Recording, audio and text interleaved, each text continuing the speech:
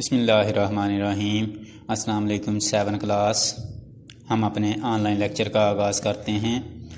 हम एक्सरसाइज 6 कर रहे थे जिसके हमने क्वेश्चन नंबर 15 तक क्वेश्चन कर लिए थे। तो आज हम क्वेश्चन नंबर 16 सॉल्व करते हैं। क्वेश्चन नंबर 16 है divide 60,720 rupees profit among 3 partners of a firm in the ratio 2:3:7. What is the share of each? यानी कि 3 पार्टनर है, कोई कारोबार काम किया है उन्होंने, जिसमें से उनको ये प्रॉफिट मिला है 60,720 रुपये प्रॉफिट मिला है। अब आपने ये प्रॉफिट इन तीनों पार्टनर में डिवाइड करना है इस रेशो के साथ 2:3:7। तो अब बताएं कि हर एक what is the share of each, हर एक का हिस्सा कितना होगा, हर एक के हिस्से में कितनी रकम आएगी। यानी कि 3 पार्टनर हैं फर्म के, उन्होंने इकट्ठे काम किया है, तो उसको उन तीनों को जो है कंबाइनली जो 60,720 रुपये का प्रॉफिट हुआ है। तो अब आपने ये प्रॉफिट जो है उन तीनों पार्टनर के अंदर डिवाइड करना है, तीनों हिस्सादारों में डिवाइड करना है 2:3:7, यानी कि 2:3:7 के हिसाब से आपने डिवाइड करना है। तो बताएं जी एक पार्टनर के हिस्से में कितनी रकम आएगी। तो इसको कैसे सॉल्व करेंगे हम लोग। सबसे पहले हम लिखेंगे इसको कि प्रॉफिट कितना है, टोटल प्रॉफिट 60,720 रुपये। पार्टनर रेशो कितनी, रेशो क्या दी हुई है, ये भी गिवन है क्वेश्चन में। रेशो बिटवीन पार्टनर्स, पार्टनर के दरमियान रेशो जो है 2:3:7। फिर हम क्या करेंगे, सम ऑफ रेशो फाइंड आउट करेंगे, इन तीनों को ऐड कर देंगे और अब आपने प्रॉफिट निकालते जाना है। शेयर ऑफ वन पार्टनर, एक पहले पार्टनर का जो है वो कितना शेयर आता है, कितना हिस्सा आता है उसको प्रॉफिट में से। पहले की रेशो क्या थी, 2 divided by sum of ratio 12 multiply वो अमाउंट जिसमें से आपने उसका हिस्सा निकालना है।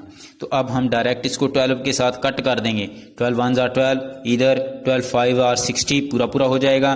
फिर आगे 7 है, 7 12 से छोटा है।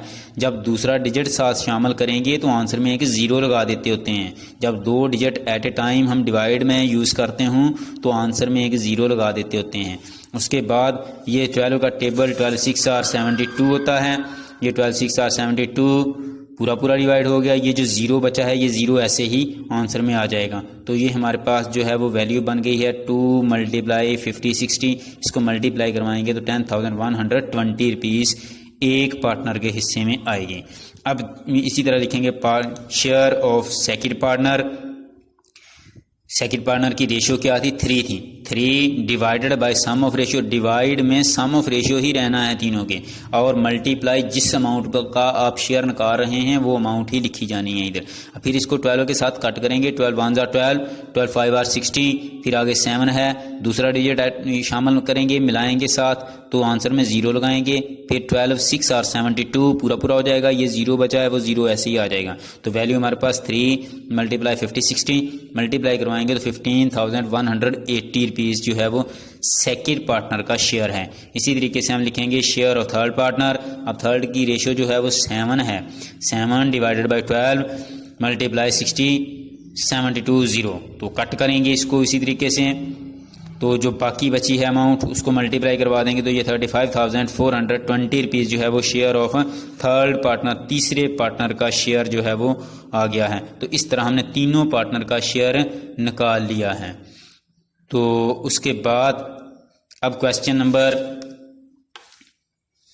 16 कर लिया है। क्वेश्चन नंबर 17 है the angle of a quadrilateral are in the ratio 3 4 6 7।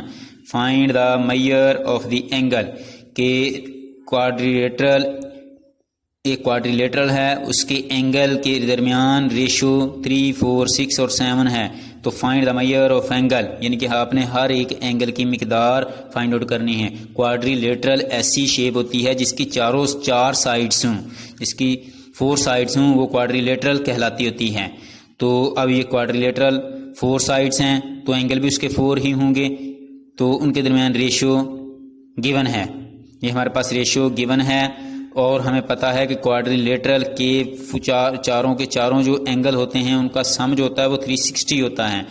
तो हमने अब इस रेशो के मुताबिक एक एक एंगल की वैल्यू निकाल लेनी है। तो क्वेश्चन नंबर 17 है, तो ये हमारे पास पहले हम लिखेंगे sum of angle in quadrilateral. Quadrilateral के एंगल का मजमुआ टोटल कितना होता है 360 डिग्री। अब रेशो बिटवीन एंगल, तो ये रेशो गिवन है आपको 3, 4, 6, 7, तो सम ऑफ रेशो इनको ऐड कर देंगे 20 बन जाएगा। जब आप इनको ऐड करेंगे 20 बनेगा। अब आपने एंगल वन एंगल लेना है, वन एंगल की रेशो क्या है 3/20 मल्टीप्लाई 360। अब 360 जिसमें से निकालनी है वो उसको मल्टीप्लाई करवाना है और डिनोमिनेटर में 20 जो टोटल सम ऑफ रेशो है वही रहना है, ऊपर चेंज होगी वैल्यू। फर्स्ट एंगल की ये, सेकंड की ये, थर्ड की ये और फोर्थ की ये। अब 0 0 से कट हो गया, 2 1 2, इधर भी कट करेंगे, 2 1 2, 1 बचा, 16 हो गया, 2 8 और 16। अब ये जो वैल्यू बची है इसको मल्टीप्लाई करवा देंगे तो 54 डिग्री आपके पास वन एंगल आ जाएगा। सेकंड एंगल भी ऐसे ही निकालेंगे, दूसरी 4 है, 4/20 मल्टीप्लाई 360। अब 0 0 से कट, 2 1 2, 2 18 और 60 36 कट कर दिया। इसी तरीके से हमने ये जो वैल्यू बची है उसको मल्टीप्लाई करवा देंगे तो 72 डिग्री आ जाएगी। उसके बाद थर्ड एंगल हमारे पास, थर्ड की रेशियो 6 है, 6 divided by sum of ratio ही लिखना है और मल्टीप्लाई 360। तो अब 0 0 से कट, 2 1 2, 2 1 2, 1 3, 16, 2 8 और 16। ये जो बाकी बचा है इसको मल्टीप्लाई करवाएंगे तो 108 डिग्री आंसर आ जाएगा थर्ड एंगल का। इसी तरीके से फोर्थ एंगल हमने फाइंड आउट करना है। 4 की रेशियो जो थी वो 7 थी, तो 7 divided by sum of ratio 20 multiply 36। 0 0 से कट, 2 1 2, 2 1 2, 2 18 और 16। तो ये हमारे पास जो है वो 126 उसका आंसर आ जाएगा फोर्थ एंगल का। ये था हमारे पास क्वेश्चन नंबर 17। उसके बाद क्वेश्चन नंबर 18 करते हैं। The size of an interior angle of triangle are in the ratio 3 4 5। Find the size of its largest angle. कि ट्राइंगल के इंटीरियर एंगल के दरमियान रेशियो जो है वो 3 4 5 है। Find the size of largest angle, तो लार्जेस्ट एंगल आपने फाइंड आउट करना है। अब ट्राइंगल की बात हो रही है तो ट्राइंगल ऐसी शेप होती है जिसकी 3 साइड्स हों। जब साइड 3 होंगी तो एंगल भी 3 होंगे। और इंटीरियर एंगल अंदरूनी जाविये, ट्राइंगल के अंदरूनी जावियों की बात हो रही है। तो आपको पता है कि sum of interior angle of triangle is 180 degree होता है। उसने हिंट भी दिया हुआ है, तो ये बात आपको याद रखनी है कि इंटीरियर एंगल का सम जो होता है 180 डिग्री होता है। तो लिखेंगे, कैसे सॉल्व करेंगे, क्वेश्चन नंबर 17 की तरह ही करना है इसको। Sum of interior angle 180 degree, ratio between angle, ये रेशियो गिवन है 3 4 5। तो इसको करेंगे सम ऑफ रेशियो। जब आपने सम ऑफ रेशियो कर दिया तो ये हमारे पास 12 हो जाएगा।